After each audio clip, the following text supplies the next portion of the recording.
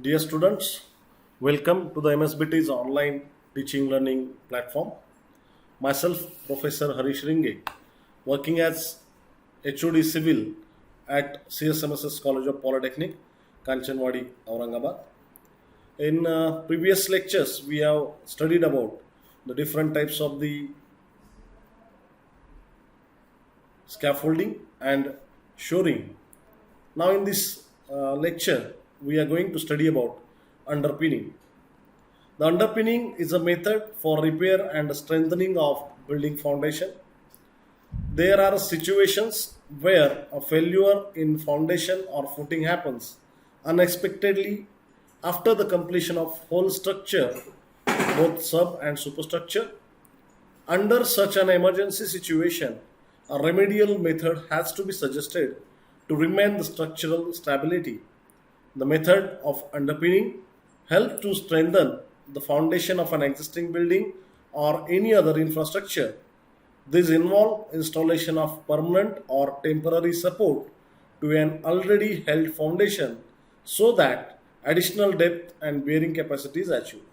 So, according to the explanation, you can understand that the underpinning is a method for repair and strengthening of building foundation. So, in this image, you can understand that the foundation that underneath the building underneath soil has removed, and that's why the building foundation has got weakened, and that's why to keep building in safe condition, these supports, the temporary supports whichever held over here, that is called as a underpinning. The types of underpinnings are following are the different underpinning methods used for foundation strengthening. The first one is mass concrete underpinning method, which can be called as a pit method. Second one is underpinning by cantilever needle beam method. Then second one is pier and beam underpinning method. After that, it is mini piled underpinning method.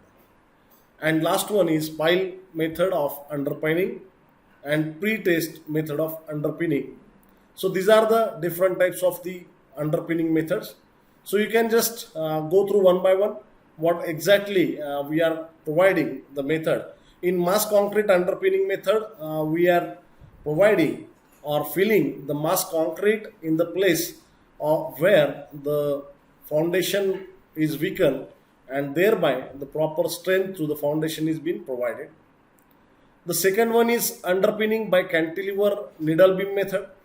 In such a case, we are providing a needle beam with a proper jack system or the support system and holding a structure at its location and then giving a proper treatment to the location where foundation has settled. The third one system is pier and beam underpinning method. In this particular condition, we are providing the pier and beam, both the things we are providing to hold the structure on its location and then providing a treatment to the foundation. Mini piled underpinning. In this method, we are just going to cast mini piles on at the locations of foundation, and by this we are providing a proper support to the foundation. And the next method is pile method of underpinning. In this case, we are just providing a piles, and after pile, we are providing a pile cap or a needle to hold down the existing structure, and then we are just giving a treatment to the foundation. So these all are nothing but the different types of the underpinning. Now let us study about the formwork, which can be also called as shuttering. Formwork in concrete construction is used as a mold for a structure in which fresh concrete is poured only to harden subsequently. Formworks can also be named based on the type of structural member construction, such as slab formwork, for use in slab, beam formwork, column formwork, for use in beams and columns, respectively. So you can just have a look of the formwork in image on your screen. This is nothing but a formwork, which is nothing but a mold for a casting of the concreting for column, this particular mold is provided, and this is called as a formwork, or rather we can say this as a shuttering. What are the requirements of the good formwork? So because when you are going for an construction work of RCC, at that time you are supposed to go for an formwork, and every civil engineer should know what qualities should be required for a good formwork, and thereon we are looking over here. The first one is it should be strong enough to withstand all types of dead and live loads. Obviously, as it is a mold, and that's why it should carry all the loads coming over it. It should be rigidly constructed and efficiently propped and braced both horizontally and vertically to retain its shape. It should be rigidly constructed, means it should have been its shape, and when it is braced, it should be kept proper horizontality and verticality, because it's giving some of the shape as per our requirement. The next one is the joints in the formwork should be tight against leakage of cement ground. As this mold is particularly formed by jointing two or three formwork, different planks of the formwork, and that's why the joints of the particular formwork should be have watertight, and no any cement ground should come out the formwork. The construction of formwork should permit removal of various parts in desired sequences without damage to the concrete. When casting is done, while removing of the formwork, it should not damage to the concrete while removal from the surface. The material of the formwork should be cheap, readily available, and should be suitable for use. As this formwork is being used in plenty, and that's why it should be available in cheap. It should have readily available, and it should be suitable for the reuse. The formwork should be set accurately to the desired line, and levels should have a plain surface. Obviously, as we are having a requirement of accuracy, and that's why it is a very much importance that the scaffold or formwork should give a desired line and levels. It should be as light as possible, because the workers are supposed to be work on it, and they have to carry it and place it according to the requirements, and that's why it should be as light as possible. The material of the formwork should not wrap or get distorted when exposed to the elements, and it should rest on a firm base. When we are just keeping it, it should rest on a firm base. There are different types of the shutterings. Those are number one, that is timber formwork. When the timber is used to create a formwork, then it called as a timber formwork. And timber formwork should satisfy the following requirements. It should be well seasoned so as to not soak the water from concrete. It should have light in weight. It should be easily workable with nails without splitting. It should be free from loose knots. Timber used for shuttering for exposed concrete work should have smooth and even surface on all faces which come in contact with the concrete, because the smooth surface we are expecting at the time of de-shuttering. The second type of the formwork is plywood formwork. When resin-based plywood sheets are attached to the timber frames to make up a panels of the required sizes, it is called as a plywood formwork. The cost of a plywood formwork compares favorably with that of timber shuttering, and it may even prove cheaper in some instances given the following considerations. It is possible to have a smooth finish, in which case on cost in surface finishing is there. By the use of large size panels, it is possible to effect saving in the labor cost of fixing and dismantling. The number of reuses are more as compared to the timber shuttering.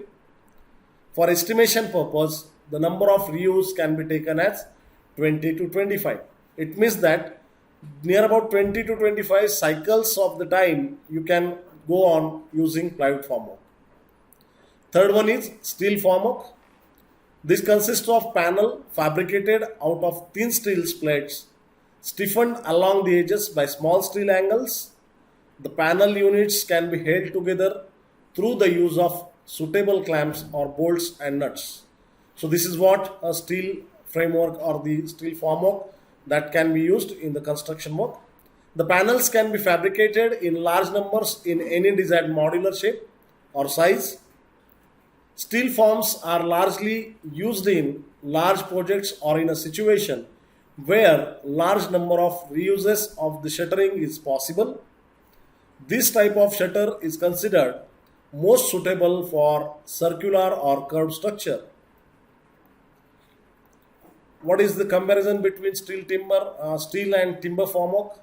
Steel forms are stronger, durable, and have a longer life than timber formwork, and their use are more in number. Steel forms can be installed and dismantled with greater ease and speed. The quality of exposed concrete and surface by using steel forms is good, and such a surface need to further treatment. Steel forms does not absorb moisture from concrete. Steel formwork does not shrink or wrap. Order and method of removal of formwork. The sequence of order and method of removal of formwork are as follows. Shuttering, forming the vertical faces of walls, beams and columns sides should be removed first, as they bear no loads but only retain the concrete. Shuttering, forming soffit of slabs should be removed next. Shuttering, forming soffit of beams, girders or other heavily loaded shuttering should be removed in the end. And rapid hardening cement, warm weather and light loading conditions allow early removal of formwork. The formwork should under no circumstances be allowed to be removed until all the concrete reaches a strength of at least twice the stresses to which the concrete may be subjected at the time of removal of formwork. All formwork should be eased gradually and carefully in order to prevent load from being suddenly transferred to the concrete. And these are the period of removal of the formwork. So which kind of formwork should keep and after how many of the time period where we can remove the formwork, that is mentioned on this table. So walls, columns and vertical sides can be removed after 24 to 48 hours decided by the engineer in charge. Slabs can be removed after 3 days. Props should be left as it is, but beam soffits can be removed after 7 days, but again props should be kept as it is. Removal of props to slab spanning up to 4.5 meter can be removed after 7 days. Spanning over 4.5 meter slabs can be removed after 14 days. Removals of props to beams and arches spanning up to 6 meter can be removed after 14 days. And the beams and arches spanning more than 6 meter can be removed after 21 days. So these are the details what we have seen related to the underpinning and formwork. So these are the some of the word problem that can be asked in the examination. So you can just have a paper and pen and can write down the answer of these all the questions. So just write down the question: define scaffolding, shoring, underpinning and formwork. Then explain in detail requirements of good formwork. Then draw figure of scaffolding and label its component parts. Enlist different methods of shoring and explain any one. Then enlist different methods of underpinning and explain any one. After that, the differentiate between timber formwork and steel formwork.